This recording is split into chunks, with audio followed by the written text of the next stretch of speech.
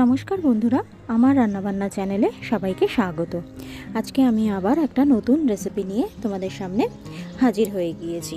তো দেখতেই পাচ্ছ, এগুলো হচ্ছে পাঁচ মিশালি, মানে 5 রকমের গ্রেইনস রয়েছে এখানে, শস্যদানার মতো আর কি। 5 রকমের, যেমন তোমার রাজমা রয়েছে, শিম বীজ রয়েছে, তারপরে তরকার যে ডাল সেটা রয়েছে, ছোলা রয়েছে, কাবলি ছোলা রয়েছে, যেটা কাবলি চানা আমরা বলি, সেটা রয়েছে। আর আরেকটা ডাল, কি একটা ডাল যেন রয়েছে, ওটা বিউলির ডালও হতে পারে। তো এই পাঁচমিশালি ডাল দিয়ে আমি আজকে একটা তড়কার মতন একটা রেসিপি তৈরি করব আর তোমাদের সঙ্গে সেটা শেয়ার করব। তো এইগুলো আমি হোল নাইট, ওভারনাইট জলে সোক করে রেখেছিলাম, ঠান্ডা জলে সোক করে রেখেছিলাম। তো এইবারে আমি সেটা জল থেকে ছেঁকে ভালো করে ধুয়ে তারপরে রান্নার জন্য, সেদ্ধ করার জন্য রেডি করছি। পুরো ভিডিওটা দেখতে থাকো, একটু স্কিপ না করে। আর যারা যারা এখনও পর্যন্ত আমার চ্যানেলটা সাবস্ক্রাইব করোনি, প্লিজ তাড়াতাড়ি সাবস্ক্রাইব করে ফেলো আর পাশের বেল নোটিফিকেশান আইকনটা প্রেস করে দাও।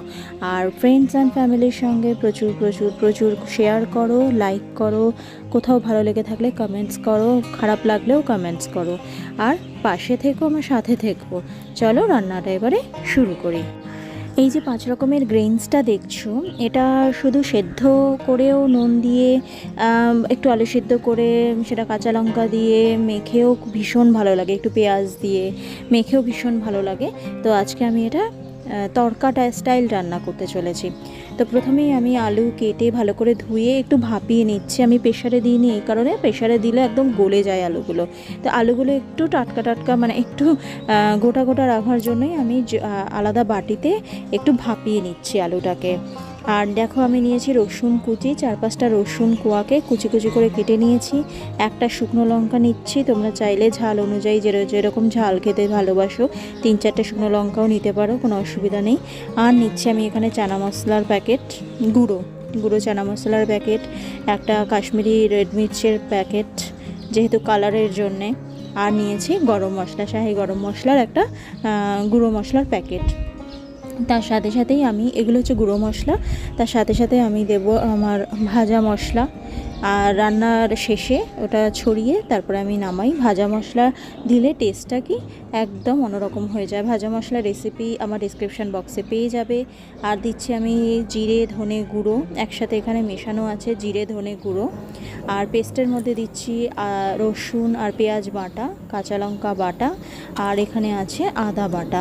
তো আমি এই বাটাগুলো আমি আগে থেকেই রেখে দিই ফ্রিজে, অন্তত 6-7 দিন ভালো চলে যায়, তার বেশি একটু গন্ধ হয়ে যায়। 6-7 দিনের জন্য একটু বেটে আমি রেখে দিই যাতে রান্নার সুবিধা হয়। তো আমার এখানে আলুগুলো ভাপানো হয়ে গেছে। আর এদিকে আমার প্রেশারে 5 রকম যে গ্রেনটা সেটাও আমার সেদ্ধ হয়ে গেছে, দেখতে পাচ্ছ। আমার সেদ্ধটাও পুরোপুরি কমপ্লিট। কিন্তু আমি প্রেশারের এই জলটা ইউজ করব না, দেখতেই পাচ্ছ জলটা কেমন কালো হয়ে গেছে। তো আমি ফ্রেশ জলই ইউজ করব। অনেকে আছে না যে ছোলা বা মটর সেদ্ধ করে সেই জলটা ইউজ করে, তো আমি এখানে সেই জলটা ইউজ করব না। তো আমি প্রথমেই 3-4 চামচ তেল নিয়ে নিয়েছি, সাদা তেল নিয়েছি। তার মধ্যে আমি গোটা যে শুকনো লঙ্কাটা ছিল সেটা 2 ভাগ করে চিড়ে দিয়েছি। 2 ভাগ করে না দিলে কিন্তু লঙ্কাটা ফেটেই যেতে পারে, ফেটে হয়তো চোখে ঠোকেও আঘাত লাগতে পারে। তাই জন্য সবসময় লঙ্কা সবসময় চিড়ে ব্যবহার করবে। আর রসুনগুলোকে আমি হালকা লাল লাল করে ভেজে নিয়েছি। এই ভাজা রসুনের যে সুন্দর গন্ধ, কেউ যদি চাও ফোড়নে গোটা গরম মশলা দিয়েও এটাকে ফোড়ন দিতে পারো। তা আমি রসুন আর শুকনো লঙ্কা দিয়েই ফোড়নটা দিলাম। আর যেটা বলছিলাম যে কাঁচা লঙ্কা যদি ফোড়নে কেউ দিতে চাও, তাহলে হয় কাঁচা লঙ্কা কুচি কুচি করে কুচি কুচি করে কেটে দিতে পারো, অথবা গোটা দিতে চাইলে চিড়ে দিতে পারো। শুকনো লঙ্কা চিড়েই দেবে সবসময়, কারণ কি লঙ্কা নইলে ফেটে যেতে পারে, গরম তেল লাগলে লঙ্কা সবসময় ফেটে যায়। আর তারপরে আমি যে সেদ্ধ ভাপানো আলুগুলো ছিল সেগুলো দিয়ে দিলাম। এই আলুগুলো আমি একটু নুন হলুদ দিয়ে একটু ভালো করে ভেজে নেব, একটু সোনালি সোনালি কালার করে ভেজে নেব।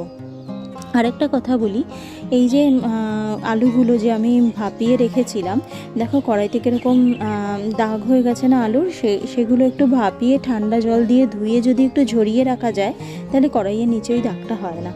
এরপরে আলুগুলো সোনালি সোনালি কালার হয়ে যখন ভেজে উঠলো, মানে ভাজা হয়ে গেল, তখন আমি পেঁয়াজ, রসুন বাটা, লঙ্কা বাটা আর আদা বাটা পরিমাণ মতন কিন্তু আমি দিয়ে দিয়েছি। এটা সব সময় পরিমাণ মতো দিতে হবে, যে যেরকম ঝাল খেতে ভালোবাসে সেই অনুপাতে। তারপরে ওটাকে কষানোর পরে আমি দিয়ে দিলাম কাশ্মীরি লঙ্কার গুঁড়োটা। শাহি গরম মশলা আমি এখন দিচ্ছি না, ওটা নামানোর আগেই দেবো। এবারে কাশ্মীরি লঙ্কার গুঁড়োটা দিয়ে আমি একটুখানি আলুটাকে কষিয়ে নিচ্ছি, বেশি কষাবো না, কারণ আলু কিন্তু একদম মাখা মাখা হয়ে যাবে, তবে একটু কষিয়ে নিচ্ছি। দেখো আমার কষানোটা কিন্তু একদম কমপ্লিট। এবারে আমি সেদ্ধ যে 5 রকমের চানা মশলাগুলো, সেগুলো দিয়ে দিলাম। সেই চানাগুলো দেওয়ার পরে আমি আবার একটু নাড়িয়ে নিচ্ছি। আর পরিমাণ মতো নুনটা দিতে কিন্তু কেউ ভুলো না। পরিমাণ মতো নুন, মিষ্টি, একটু সামান্য চিনি দিতে পারো পরিমাণ মতো, সেগুলো টেস্ট করে দেখে নেবে যে কীরকম নুন মিষ্টিটা দরকার। তো এটা দিয়ে আমি একটু কষিয়ে নিয়ে তারপরে আমি পরিমাণ মতো জল দিয়ে দেবো। এখন আমি দিলাম শাহি গরম মশলা আর চানা মশলাটা দিয়ে আমি আবার একটু নাড়বো। আর ভাজা মশলাটা একদম নামানোর আগে দেব।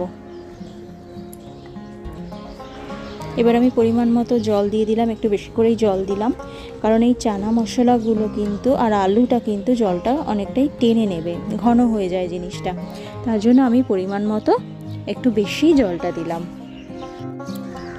এবার এটা কিছুক্ষণ ফুটবে, তারপরে আমরা আবার নুন মিষ্টিটা চেক করে নেব, কম হলে আবার একটু দিয়ে দেব।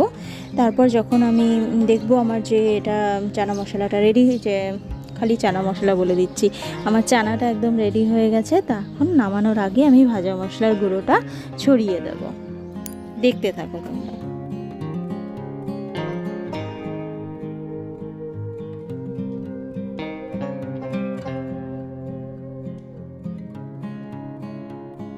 কেউ যদি ফোড়নে তেজপাতা দিতে চাও, তেজপাতা দিতে পারো। আমার বাড়িতে তেজপাতাটা ছিল না বলে আমি দিতে পারিনি। আর হ্যাঁ, টকের কথা বলছি, কেউ যদি সস দিতে চাও, টমেটো সস, সেটাও দিতে পারো। আবার কেউ যদি টমেটো কুচি কুচি করে দিতে চাও, তাহলে সেটাও দিতে পারো। এই আলু ভাজার সময় আলুটা যখন ভেজে আসবে, মানে আলুটা যখন সোনালি সোনালি কালারের হয়ে যাবে, তখন টমেটোটা দেবে, কারণ টমেটোটা আগে দিলে কিন্তু আলুগুলো আবার শক্ত শক্ত হয়ে যায়।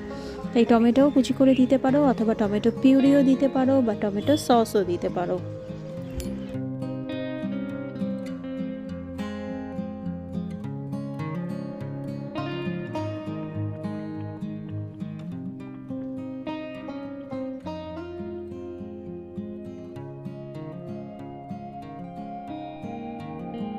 আর যেটা আগে বলছিলাম, বাচ্চাদের যদি শুধু এটা সেদ্ধ করেও একটু কাঁচা লঙ্কা পেঁয়াজ দিয়ে মেখে দেওয়া যায়, তাহলে এটাও কিন্তু খুব হেলথের পক্ষে খুব উপকারী, স্বাস্থ্যের পক্ষে ভীষণ উপকারী এই 5 মিশালি যে চানাটা।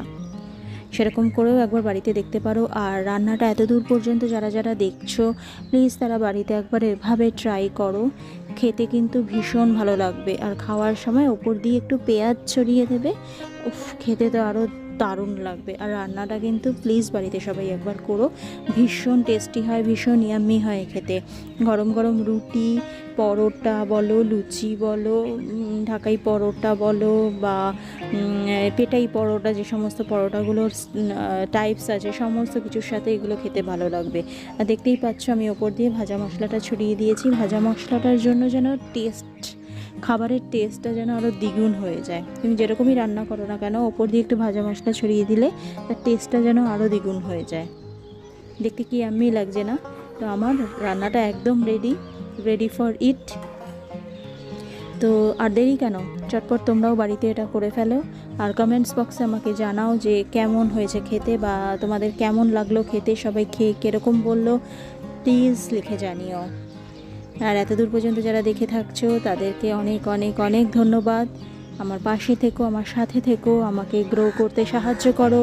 Thank you for watching.